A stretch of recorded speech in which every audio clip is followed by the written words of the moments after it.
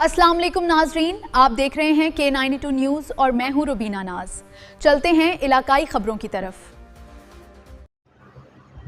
खबर शामिल करते हैं सांगढ़ से, जहां से रिपोर्ट कर रहे हैं K92 न्यूज़ के नुमाइंदा असलम खान यूसुफजई। सांगढ़ जिला भर में मुहर्रमुल हराम के दौरान अमन व अमान बरकरार रखने के लिए जामी सिक्योरिटी प्लान जारी कर दिया गया। सिक्योरिटी प्लान के तहत 2685 पुलिस अफसरान और अहलकार जुलूसों और मजालिस की हिफाजत के फ़राइज़ सर अंजाम देंगे, जिनमें 150 लेडी पुलिस एहलकार भी शामिल हैं।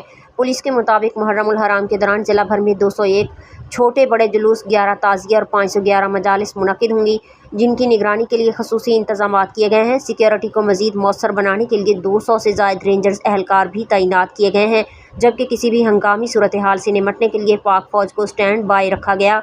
इंतज़ामिया और कानून नाफिज करने वाले इदारों की जानिब से जुलूसों और मजालिस के रास्तों की निगरानी, दाखिली और खारजी रास्तों पर चेकिंग, हसास मकामात पर इजाफी नफरी की तैनाती और अमन व अमान बरकरार रखने के लिए खसूसी इक़दाम किए जा रहे हैं। ज़िला इंतज़ामिया ने शहरियों से अपील की है कि वो मुहर्रमुल हराम के दौरान अमन, भाईचारे और मजहबी हम आहंगी के फ़रोग़ के लिए कानून नाफिज करने वाले इदारों के साथ मुकम्मल ताउन करें।